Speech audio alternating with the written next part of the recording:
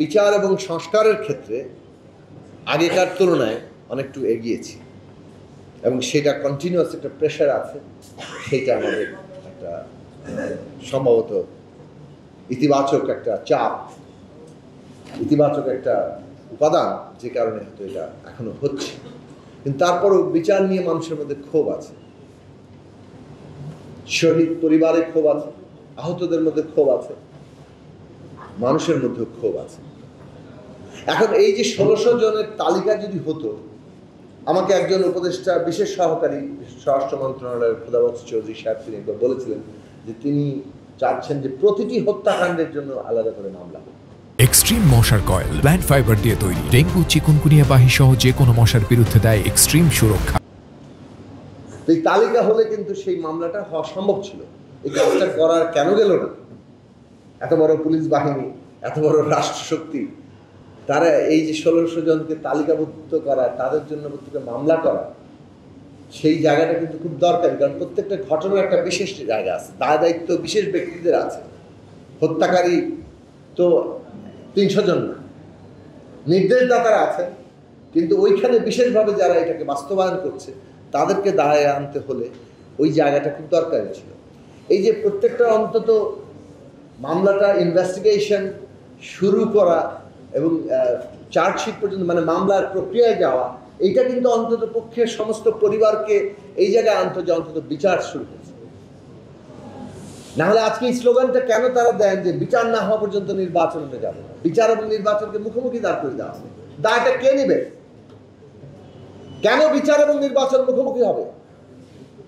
একটা দেশের এখন রাজনৈতিক উত্তরণের জন্য নির্বাচন অত্যন্ত গুরুত্বপূর্ণ একটা বিষয়, কিন্তু সেইখানে বিচারের ব্যাপারে যে জায়গায় আমরা আছি, সেই কারণে সে নির্বাচনের যেটা করা হলো, তাহলে অনেকেই খুঁজবেন এখানে কি কোনো উদ্দেশ্য আছে?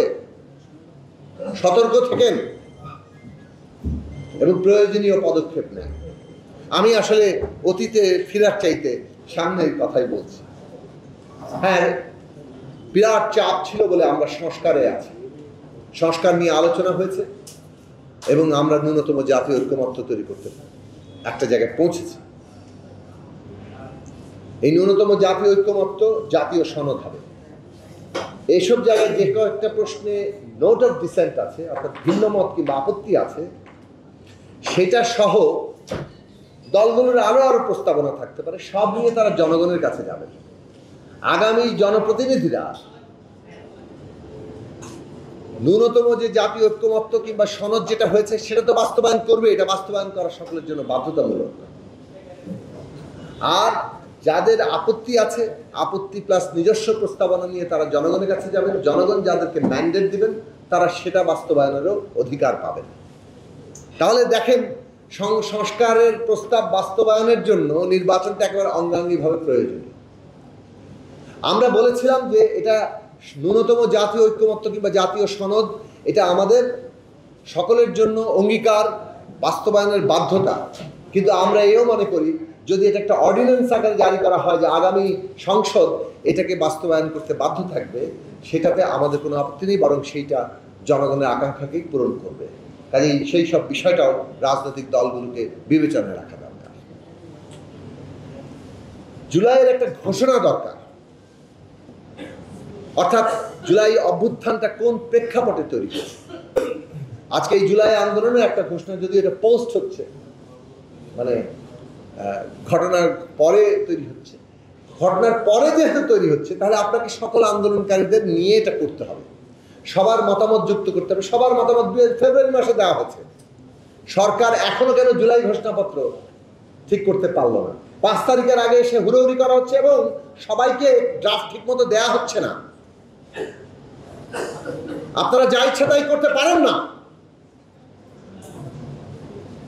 এই কথা মনে রাখবেন। এটাই শেষ দিন নয়, এই অংশগ্রহণের জায়গাটা দরকার। তো জুলাই ঘোষণাপত্র যেহেতু এটা আন্দোলনের ভেতর থেকে একটি পক্ষ কিংবা একটি দল কিংবা একজন ব্যক্তি দিয়ে দেননি, ফলে আন্দোলনকারী সকলের সম্মতির ভিত্তিতে করতে হবে, তাহলে সবাইকে যুক্ত করতে হবে এবং সেই যুক্ত করার কাজগুলো আপনাদের দায়িত্ব।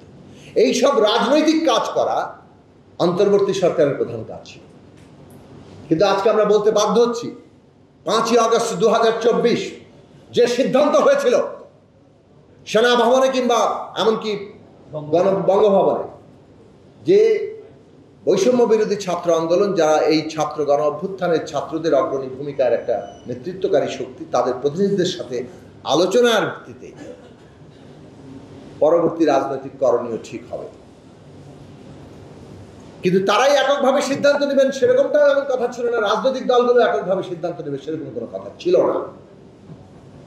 সবাই মিলে আমরা সিদ্ধান্ত নেব সেই কথাটা ছিল। সবাই মিলে সিদ্ধান্ত কতটা নেওয়া হয়েছে, এই সরকার গঠন কিভাবে হবে, ফ্যাসিবাদী ব্যবস্থা বিলোপ করতে হলে কি কি করতে হবে, এবং সেটা ওই মুহূর্তেই জরুরি। 6, 7, 8 প্রতিটি দিন, প্রতিটি মুহূর্ত গুরুত্বপূর্ণ ছিল। যে কোনো অভ্যুত্থান কিংবা বিপ্লবের পরে ওই সময়টা খুব গুরুত্বপূর্ণ। আপনি যা ওই 24 ঘন্টা, 48 ঘন্টা, 72 ঘন্টার মধ্যে করতে পারেন, যা 90 ঘন্টার মধ্যে করতে পারেন, তা 1 মাস পরে, 1 বছর পরে করতে পারেন না। সুতরাং ওই মুহূর্তে সকল আন্দোলনকারী শক্তির মতামতের ভিত্তিতে করণীয় ঠিক করার জন্য যে প্রয়োজনীয় বসা, সেটা বসা হয়নি। এমনকি অন্তর্বর্তী সরকার গঠনের পরও অন্তর্বর্তী সরকার রাজনৈতিক পক্ষগুলো নিয়ে রাজনৈতিক গতিমুখ কোন দিকে হবে সে বিষয়ে কথা বলেনি। 13ই আগস্ট তারা প্রথম দেখেছেন 15ই আগস্টের পরিণতি কি হবে সেটা নিয়ে আলোচনা করার জন্য। আমরা বলেছি রাজনৈতিক কাউন্সিল করেন, জাতীয় রাজনৈতিক কাউন্সিল করেন, আপনারা সেটা করেননি।